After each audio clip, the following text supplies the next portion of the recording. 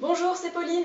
Aujourd'hui, je tenais à vous parler de mon parcours, comment j'en suis arrivée là où j'en suis maintenant, quels questionnements m'ont mené à ça. Alors pour ceux qui viennent de nous rejoindre, qui ne me connaissent pas, je suis frugivore, c'est-à-dire végétalienne et crudivore. Je me nourris principalement de fruits et de légumes. Commençons par le début. Alors je suis née à Strasbourg, c'est en Alsace, et j'ai grandi dans un cadre relativement sain. On peut dire que j'ai de la chance. Alors mes parents, au début, ils étaient relativement intéressés par l'alimentation, par la spiritualité, et bon, la pomme ne tombe pas très loin de l'arbre, hein, comme on dit. J'ai eu une enfance heureuse, j'ai une alimentation relativement peu transformée, presque végétarienne. J'ai pu profiter de la nature, des parcs, avec mon frère. J'étais pas très légumes, hein. Mon goût pour les légumes s'est développé avec la cuisine chinoise. Comme les légumes ne sont pas cuits à fond, en fait, ils sont moitié crus, moitié cuits. Donc là, ils commencent à avoir un peu de goût, hein, forcément. Donc j'ai commencé à les aimer un peu. J'ai eu la chance d'avoir des fruits au goûter quand j'étais toute petite. Donc on peut dire que j'ai pris certaines bonnes habitudes. À l'école, j'étais une bonne élève, tout se passait relativement bien. Bon, j'étais déjà une fille assez timide à l'époque.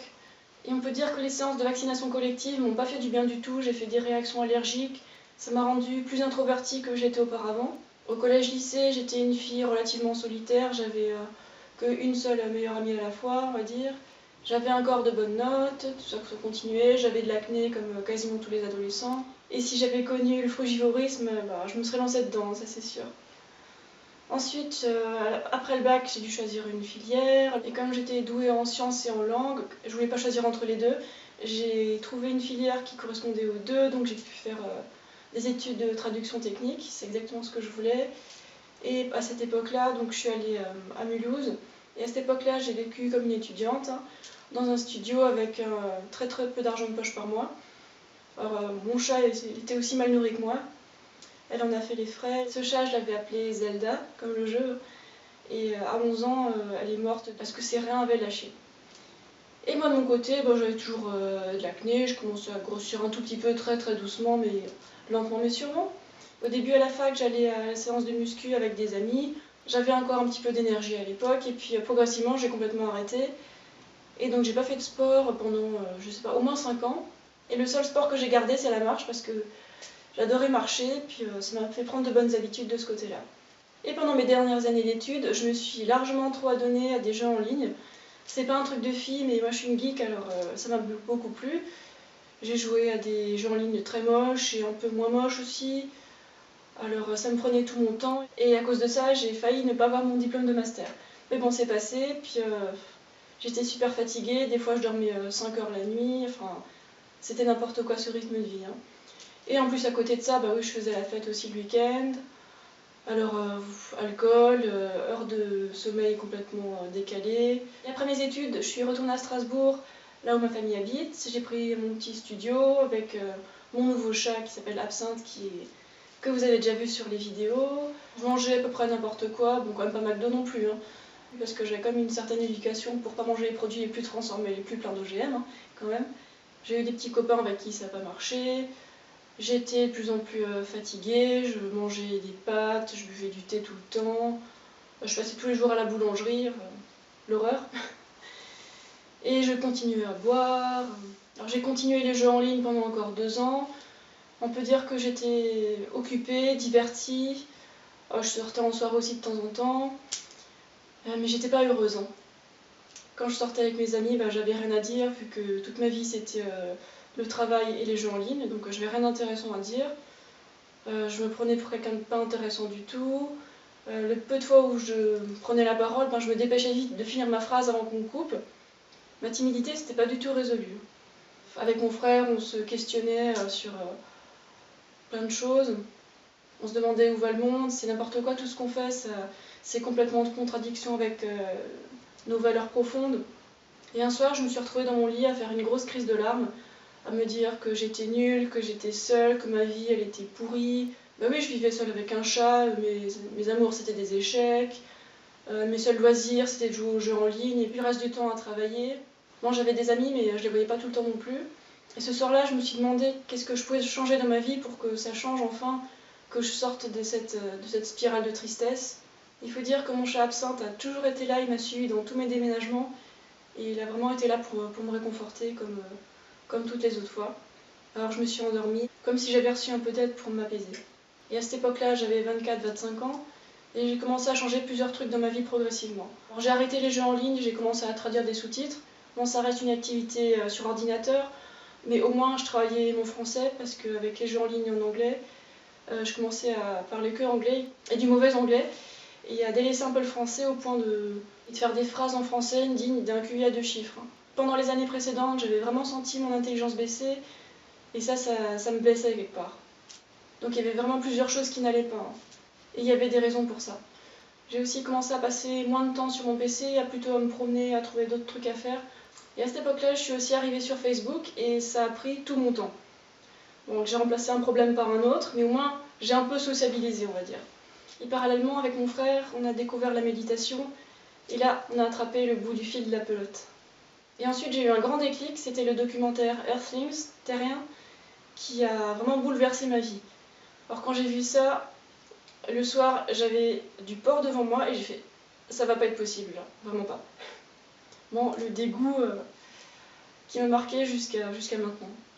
J'ai aussi entendu le discours de Gary Yourofsky, qui est vraiment excellent, et je me suis rendu compte que j'avais vraiment besoin de cette remise en question éthique, et là, ça m'a lancée. Déjà largement avant, j'admirais beaucoup les végétaliens, je me disais « ah, si je pouvais faire comme eux, waouh, ce serait vraiment génial, je pourrais être en accord avec des vrais principes ». Ne pas exploiter les animaux, ne pas les faire souffrir. Alors ces deux films m'ont beaucoup marqué et j'ai pas réussi à tout appliquer d'un coup, mais c'était certainement le début d'une grande transition. Alors j'ai pas réussi à supprimer tous les produits animaux d'un coup, mais en tout cas j'ai commencé par la viande et le poisson. De toute façon, j'aimais pas trop ça au goût, alors pourquoi continuer à manger avec tout ce qu'on sait, je veux dire, côté éthique, côté hygiène, côté nutrition. Donc j'ai quasiment arrêté la viande du jour au lendemain. J'en ai mangé un peu de temps en temps au début, mais ça j'ai vite arrêté, donc viande et poisson dehors. Quant aux fruits de mer, j'ai jamais voulu en consommer. Pourquoi ? Parce que c'est dégoûtant, ça ressemble à des insectes, ça ressemble à des larves. C'est des animaux entiers qu'on nous présente avec des fruits de mer. Et c'est pour ça que moi ça me révulse, alors que bon, ce qui est steak et tout ça, c'est mis en forme. On voit pas la forme du bœuf, mais ça reste du bœuf. C'est juste déguisé pour... Il y a un val ce truc. C'est vraiment la pomme empoisonnée de Blanche-Neige. Hein. Pour ce qui est des produits laitiers, j'ai supprimé progressivement le lait de vache. Alors c'est vrai que je consommais encore du fromage de chèvre pendant un certain temps. Pendant 1 ou 2 ans, j'ai bu pas mal de lait de soja, de lait d'amande, de lait de riz, enfin tous ces laits végétaux qui ne sont pas des laits. Bon, le goût c'était pas trop terrible, mais bon, quand c'est bien sucré, ça passe toujours. Puis à l'époque, je savais pas tout ce que je savais maintenant. Mais au moins, c'était pas des produits animaux. Ensuite, tout ce qui est céréales à gluten, j'ai eu énormément de mal à arrêter.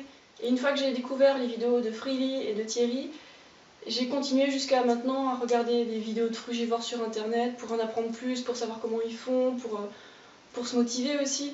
Parce qu'au début, je mangeais à peu près 15% de cru, ce qui est très peu. Hein. Et donc j'ai monté jusqu'à manger pratiquement que ça. Et c'est vrai que si on pense avec la logique de supprimer tout ce qui est mauvais, on va le vivre beaucoup plus comme une frustration que d'ajouter des fruits et des légumes qu'on aime. Et c'est sûrement pour ça que ma transition a été aussi longue. C'est parce que j'avais aucun repère et que j'essayais de supprimer des trucs et de mettre plus de fruits. Sauf qu'au départ, les fruits que j'avais, c'était des fruits de supermarché, donc ouais, c'était pas très bon. Hein. C'était fade, c'était pas mûr. Et à l'époque, j'étais tellement timide que j'osais pas aller au marché de producteurs. Donc j'ai demandé à ma mère de m'accompagner pour me montrer comment ça se passait, enfin vous imaginez. Et par la suite, je suis retournée toute seule pour acheter des fruits et des légumes chez des producteurs locaux. J'ai aussi commencé à acheter des produits bio, d'abord en supermarché, puis ensuite des produits bio dans les vrais marchés bio. C'était déjà un progrès pour moi parce que ma nourriture de base, c'était les pâtes. Les pâtes au fromage avec du sirop. Alors heureusement que j'ai arrêté vite le sirop parce que c'est une cochonnerie. Hein. Et quand Thierry a commencé à parler des jus, bah là je me suis dit, moi aussi je veux des jus, moi aussi je veux régénérer, je veux aussi être en forme, j'en ai marre d'être fatiguée tout le temps, de traîner la patte, de tirer la gueule, d'avoir des cernes. Et heureusement ma mère avait une centrifugeuse et donc j'ai commencé à faire des jus avec tout ce que j'avais sous la main. Alors j'ai découvert les jus de fenouil, les jus de pommes, les jus de carottes, oh, c'était vraiment super marrant. Et j'ai tellement utilisé sa machine qu'elle a pété. Et j'ai fini par m'acheter mon propre extracteur de jus, un Omega horizontal. Et oh là, c'était vraiment le bonheur. Genre, les jus de pastèque, les jus de tomates, de toutes sortes de feuilles, de légumes, de fruits. Enfin, moi je mélangeais tout et puis ensuite j'ai appris qu'il fallait les filtrer. Donc c'est vrai qu'en les filtrant, c'est vachement meilleur. Et au fur et à mesure que j'augmentais ma proportion de fruits, bah, j'avais de l'énergie, donc je voulais marcher encore plus qu'avant. Et quand je me suis lancée dans une transition vers le frugivorisme, j'avais vraiment choisi ma santé et j'en avais marre de tous mes dysfonctionnements. Je voulais plus ces relations tordues avec mes flirts, avec des petits amis. Je voulais plus que ma vue continue à baisser. Je voulais plus avoir d'infections comme les cystites parce que j'ai même eu une infection au rein à cause de ces trucs-là. Je voulais plus avoir besoin de faire la sieste après les repas. Je voulais plus être introvertie, distante. Je n'aimais pas les gens par défaut en fait. Et s'il y en a que j'aimais bien, ben, ils avaient de la chance quoi. On peut pas dire que j'ai de gros problèmes de santé, hein. Ça allait. Et heureusement, j'ai pris des antibiotiques que 2 fois dans ma vie, ce qui est très peu par rapport à la moyenne des gens. J'ai aussi arrêté de me faire vacciner à cette époque-là. Et donc je ne vais plus jamais me faire vacciner, hein, au passage. Et là, j'ai entamé une transition vers le frugivorisme qui a duré à peu près 1 an et demi, ce qui peut paraître long, mais c'est raisonnable en fait. Et là, on en est encore à 2 ans dans le passé. Et là, j'ai commencé à fréquenter le milieu gothique, ce qui n'a pas arrangé les choses. Alors, c'est des gens vraiment adorables, très gentils, qui ne feraient pas de mal à une mouche pour la plupart, mais ils ont un point commun, c'est qu'ils sont quasiment tous déprimés. Et il y a même certains qui se complaisent là-dedans. Alors, fréquenter des gens déprimés, ça aide pas à être plus heureux. Pas du tout. Mais par contre, ce que j'aimais bien à cette époque-là, c'est que j'allais danser quasiment 1 fois par semaine.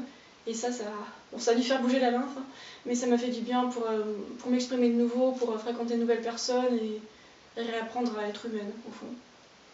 Mais ce qui allait pas trop il y a 2 ans, c'est que j'ai commencé à beaucoup plus boire et j'avais plus l'habitude. Parce qu'avec ma période d'isolement, ben, je voyais plus beaucoup de monde et je buvais plus beaucoup. Et là, je supportais beaucoup moins l'alcool, il y a 2 ans. Et donc oui, j'étais déshabituée, et puis aussi mon corps il en avait pris un coup, donc il était un peu plus faible que quand j'étais jeune. Alors d'un côté j'avais les émotions qui ressurgissaient parce que je mangeais quelque chose de plus léger, et de l'autre côté j'avais l'alcool qui m'a complètement déréglée, donc ça allait pas à cette époque-là. Je suis sortie avec quelqu'un qui était beaucoup plus jeune que moi, ça s'est mal passé, et j'ai déprimé pendant 6 mois, ça n'allait pas. Alors pendant un certain temps j'ai stagné. Alors pendant cette période de dépression et de fête, j'ai même fini 1 fois à l'hôpital. Alors je vous raconte pas les circonstances parce que c'est vraiment très personnel, mais j'ai eu l'impression de toucher le fond en fait. Et là, je me suis dit bon ben ça suffit ma fille, maintenant tu donnes une claque et puis tu repars dans la bonne direction. Au Nouvel An 2012, j'ai rencontré mon nouveau petit ami avec qui je suis restée pendant 1 an et demi. Il m'a bien aidé à retrouver un peu de stabilité. C'était pas l'homme de ma vie, ça c'est sûr, mais il m'a bien aidé à retrouver des repères de base, on va dire. Et depuis Nouvel An 2012, je me suis vraiment donné les moyens pour réussir, pour retrouver ma santé, mon énergie et ma joie. J'ai bu des jus quasiment tous les jours depuis cette époque-là. J'ai aussi adopté 2 petits chats en plus de l'absinthe, des chats couleur noir et blanc qui étaient vraiment adorables que j'ai gardés pendant 1 an. Et j'ai dû m'en séparer en septembre dernier pour des raisons qui sont si personnelles que je ne vais pas évoquer ici. Et je continue à écouter les vidéos de Thierry, je les ai toutes regardées, toutes écoutées, et il y en a énormément. Et j'ai appris beaucoup de choses. Je continue à remplir ce vide en moi avec des choses plus saines afin de vraiment tourner la page et de devenir quelqu'un de nouveau tout en gardant le même cœur. Et au Nouvel An 2013, j'ai commencé à écrire un blog. Alors j'ai écrit plein d'articles tous les jours ou alors toutes les semaines. Et puis, alors mes articles par contre ils sont concis et je ne suis pas du tout quelqu'un qui aime rédiger, mais j'aime bien fournir un message. J'ai fait un bac S, hein, pas un bac L. Et au tout début de mon blog, il y a même l'équipe du Chou Brave qui est passée chez moi. Alors j'étais complètement terrorisée, j'étais un peu agitée sur ma chaise en répondant à toutes ces questions. Et puis bon, elle a fait un article par écrit dans le Chou Brave, et pas de vidéo heureusement parce que j'avais vraiment du mal à gérer ça devant une caméra. Et j'ai commencé à connaître d'autres frugivores, et des gens super intéressants qui m'apportaient vraiment quelque chose. Et depuis cette époque-là, je change progressivement d'amis. Alors je vois encore les anciens, mais je vois surtout beaucoup de nouveaux qui sont super intéressants, souriants, qui veulent vraiment faire quelque chose. Ça me fait beaucoup de bien de les voir régulièrement. Des gens qui habitent près de chez moi, ou alors je vais m'aller jusqu'à Bruxelles avec un Allemand frugivore, et puis on dit hop, on va là-bas voir la conférence de Thierry. Et puis un nouveau frugivore nous a hébergés là-bas. Enfin, c'était vraiment très rigolo, improvisé. J'aime quand la vie est surprenante et agréable comme ça. J'ai aussi organisé des réunions de frugivores l'été dernier, c'était vraiment super bien de se réunir et puis d'échanger quelques trucs, de voir qu'on n'est pas tout seul et qu'il y a plein d'autres gens qui sont intéressés par faire la même chose, qui sont soit seuls, soit en couple, soit en famille. Et ça m'a fait vraiment du bien de participer à ça. Et pendant cet été-là, je me suis dit, maintenant j'ai commencé à faire des vidéos, voir ce que ça donne. Pourquoi pas, hein. Alors les premières vidéos, j'étais terrorisée devant la caméra, avec mon petit script à côté ou en dessous, et puis enfin, vous imaginez pas ce que c'est pour quelqu'un comme moi. Parler entre 4G avec quelqu'un que je connaissais, ça allait toujours, parce que j'étais moins intimidée. Mais dès qu'il s'agissait de prendre la parole devant plusieurs personnes, c'était la panique à bord, complètement. Les exposés en cours, pareil, moi je regardais juste une personne et puis je lisais mon truc jusqu'à ce que j'ai fini. Donc j'ai commencé à faire des vidéos comme ça, des vidéos assez courtes portant sur des thèmes que je jugeais importants. Alors j'ai commencé à poser les bases, le soleil, les protéines, les fruits, tout ça. Et puis maintenant j'ai déjà fait 70 vidéos et tout ça c'est encore en train d'évoluer. Alors en été j'avais lancé ma chaîne et puis maintenant j'en suis à 850 abonnés. Et j'imagine que vous attendez beaucoup de moi en termes d'information, de divertissement, de plein de choses. Et je vais m'efforcer de faire des choses qui vous seront utiles, qui vont vous motiver, vous encourager. Parce que c'est ça dont vous avez sûrement besoin. Il y a des gens qui sont tout seuls dans leur coin à commencer à se lancer dans le frugivorisme et qui n'ont pas vraiment de soutien autour d'eux, de leur famille ou de leurs amis. Et tout le monde ne comprend pas l'anglais. Alors les chaînes de Ren Ryder et de Christina et de Megan Elizabeth, c'est hors de portée pour eux. Alors c'est important qu'il y ait des chaînes frugivores en français, et il y en a quasiment une dizaine maintenant. Donc pour les frugivores, il y a des vidéos qui sont disponibles, il y a des forums aussi, mais par contre moi je suis pas très forum donc je pourrais pas vous en parler. Il y a la carte de vivre cru aussi pour rencontrer des frugivores qui sont près de votre ville. Alors où est-ce que j'en suis avec mon alimentation maintenant ? Alors pendant certaines périodes, je suis à 100% fruits et légumes. Et ces derniers temps, j'ai eu tellement de difficultés financières que j'arrive pas à faire 100% fruits et légumes. Et en plus, j'ai dû retourner habiter chez mes parents parce que je peux plus me payer un loyer. Bon, petit coup d'humilité. Alors en semaine, le soir, je mange avec mes parents, donc il y a toujours de la salade le soir. Moi, je me sers la salade sans vinaigrette et puis après, ils font leur mélange. Il y a souvent des pommes de terre à disposition, des carottes cuites ou des panais cuits. Parfois, il y a du riz aussi. Donc en ce moment, mon grand regret, je ne suis plus 100% frugivore, pour des raisons financières, et c'est pas pour des raisons de goût, parce que je préfère toujours largement le goût des fruits. Au stade où j'en suis, les fruits sont tellement plus savoureux, plus sucrés, plus juteux, plus satisfaisants que même si je touche un peu à du cuit en ce moment, je retournerai toujours vers les fruits. Ça, c'est une certitude. Et c'est qu'une question de temps pour que je sois un peu plus à l'aise financièrement. Mon chat aussi a le droit de manger cru, donc il mange de la viande crue et des croquettes. Ah, j'ai pas encore parlé du sport. Alors j'ai repris le sport il y a 1 an maintenant. Alors, je commençais d'abord par les exercices d'intérieur. En hiver, c'est plus agréable de faire l'exercice à l'intérieur, hein, sachant que je suis en Alsace. Et en été, par contre, je serai dehors le plus souvent possible, à courir, à me promener, à faire du vélo. Moi, j'adore ça, sortir. Cet été, j'ai acheté un trampoline à 40 €, mais bon, là, il est cassé il y a quelques jours.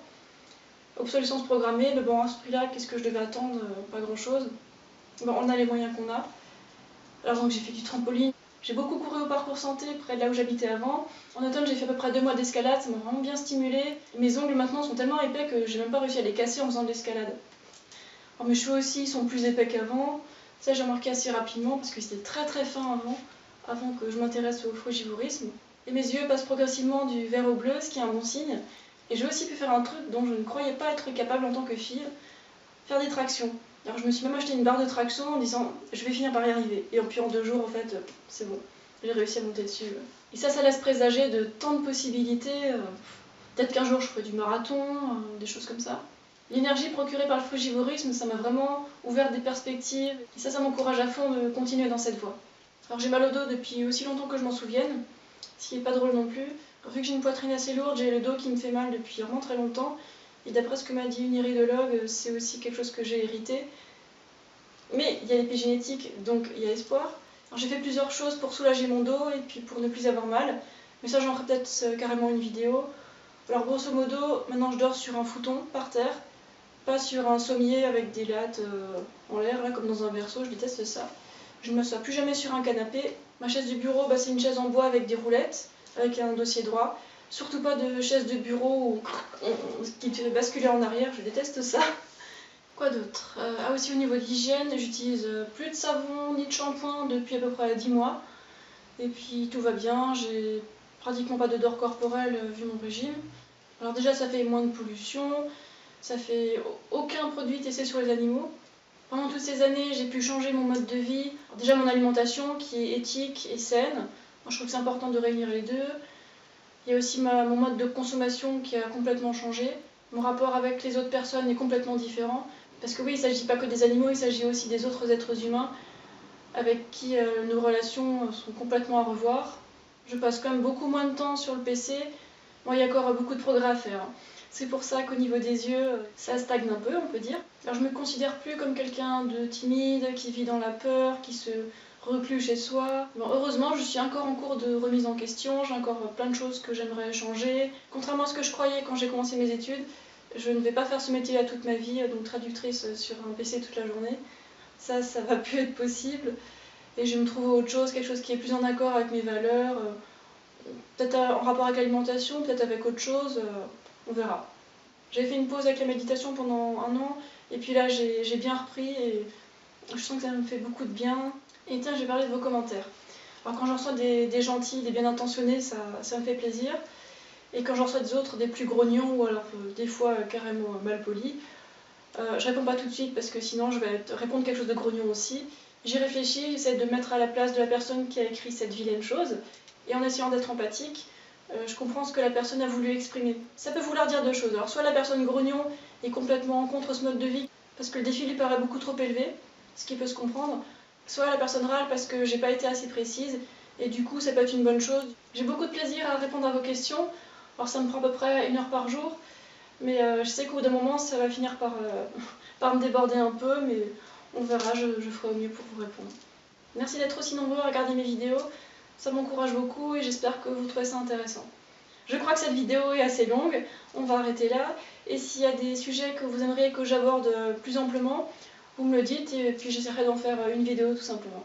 Alors mangez vos fruits et vos légumes, prenez soin de vous, relax, et puis à la prochaine.